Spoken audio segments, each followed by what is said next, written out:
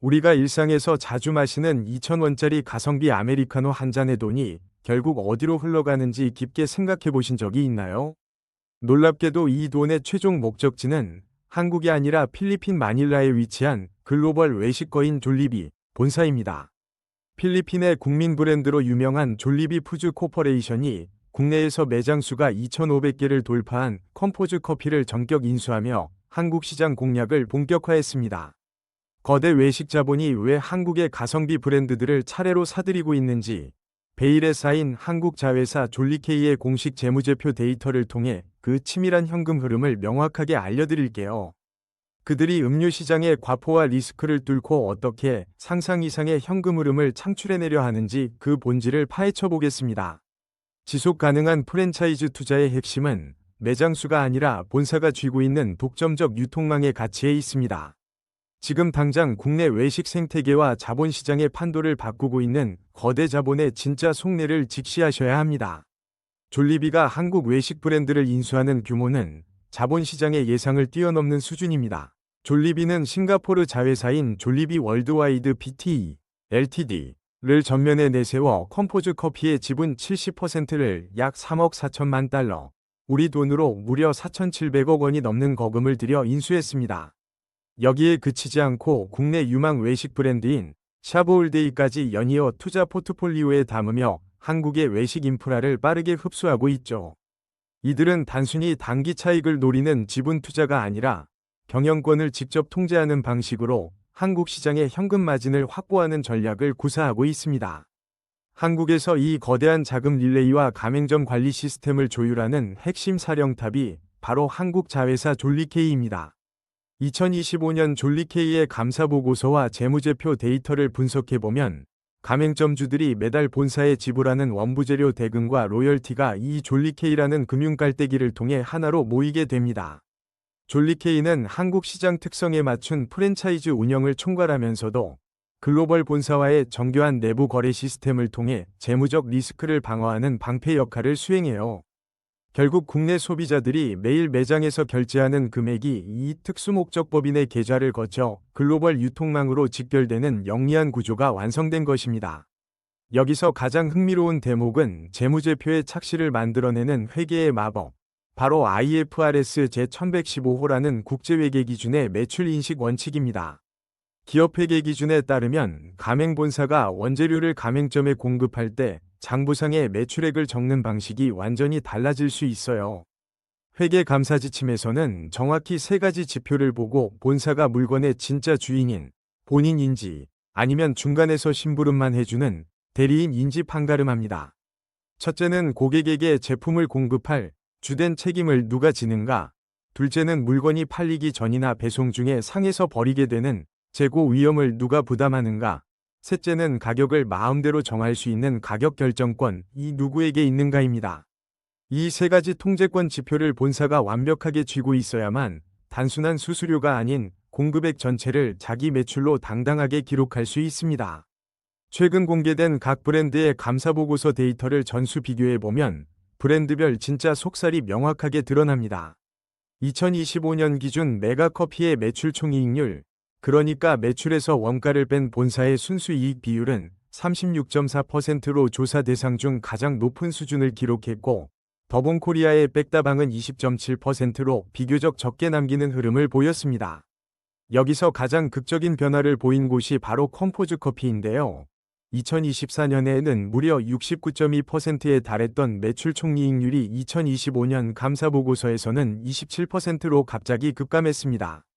이는 회사가 장사를 못해서 폭망한 것이 아니라 앞서 말씀드린 IFRS 제1115호 회계 기준 변경으로 인해 공급액을 적는 장부 작성 방식이 대리인 기준으로 조정되며 발생한 숫자의 착시일 뿐입니다. 겉으로 보이는 화려한 매출 총액 뒤에 가려진 브랜드별 실질 이익 배분 구조의 차이를 명확한 통계 지표로 확인해야 하는 이유입니다. 글로벌 자본이 한국 외식 시장에서 돈을 벌 때 국세청이 가장 매섭게 지켜보는 현미경 규제가 바로 이전 가격, 트랜스퍼 프라이싱, 과세제도입니다. 이전 가격이란 해외에 있는 본사와 한국 자회사처럼 특수관계에 있는 국외 가족 회사들끼리 원자재나 무형자산을 거래할 때 주고받는 내부 가격을 뜻해요. 국세청은 국제조세 조정에 관한 법률에 따라 이 거래 가격이 남남끼리 거래할 때의 정상적인 시장 가격인 정상가격, 암스랭스 프라이스과 다르게 책정되어 한국에서 낼 세금을 해외로 빼돌리지 않는지 집중 조사합니다. 국세청의 핵심 과세 리스트에는 한국 자회사가 필리핀이나 싱가포르 본사에 지나치게 높은 로열티 요율을 지급하게 설정하거나 가맹점에 공급할 커피 생두의 수입 원가를 인위적으로 조작하는 조세 회피 행위들이 포함되어 있습니다. 세무당국은 기업의 기능과 자산, 위험을 낱낱이 분석하는 파분석 지침을 통해 이러한 비정상적인 자본 이전을 철저히 규제하고 있습니다. 그렇다면 한국 가맹점에서 모인 현금은 세금 폭탄을 피해 어떻게 필리핀 마닐라 본사까지 올라가는 걸까요? 여기에는 다국적 기업들이 합법적으로 활용하는 정교한 조세 통로의 비밀이 숨겨져 있습니다. 만약 한국에서 필리핀 본사로 직접 배당금을 보내면 높은 수준의 원천징수세, 즉 국가 간 돈이 이동할 때 떼이는 세금을 많이 내야 합니다. 하지만 졸리비는 이를 피하기 위해 싱가포르 중간 지주사를 징검다리로 활용합니다. 한국과 싱가포르 간의 이중과세 방지 협정에 따라 한국 자회사 졸리케이가 싱가포르 법인으로 배당을 보낼 때 원천징수세율은 10%에서 15% 수준으로 대폭 낮아집니다. 싱가포르로 넘어간 현금은 한 번 더 강력한 세금 방패를 만납니다. 싱가포르 소득세법 인컴 텍스 액트 제13조에 따르면 해외에서 이미 세금을 내고 들어온 배당금에 대해서는 싱가포르 정부가 세금을 한 푼도 매기지 않는 외국 원천 배당금 면제 제도가 가동됩니다. 즉, 싱가포르 법인에 들어온 한국 커피 자금은 싱가포르 내부에서 세금 0%로 완벽하게 보호받는 것이죠. 마지막 단계로 싱가포르와 필리핀 간의 조세 조약을 활용해 마닐라 증권거래소에 상장된 졸리비 본사로 최종 배당을 집행할 때도 세율이 최적화됩니다. 필리핀의 기본 높은 법인세율을 우회하여 다국적 기업 간의 세율 격차를 이용해 합법적으로 현금 유실을 막아내는 정밀한 재무 설계의 실체입니다. 자본시장에서 졸리비의 포지션은 일반 사모펀드들과는 본질적으로 다른 전략적 투자자, 즉 SI입니다. 단기적으로 기업 가치를 쥐어짜듯 높여서 3년에서 5년 만에 되팔고 떠나는 재무적 투자자와 달리 졸리비는 한국 외식 브랜드를 영구적인 자사 글로벌 브랜드로 편입시키려는 뚜렷한 가치 창출 목적을 지닙니다. 졸리비 경영진의 공식 선언을 보면 한국은 글로벌 트렌드를 주도하는 가장 완벽한 글로벌 테스트 베드 즉 시험대이기 때문에 선택되었다고 명시되어 있습니다. 한국 소비자들은 유행에 극도로 민감하고 가성비에 대한 기준이 엄격하기 때문에 이곳에서 검증된 프랜차이즈 고도화 모델을 그대로 패키징하여 전 세계 자사 해외 네트워크에 이식하려는 치밀한 포석입니다.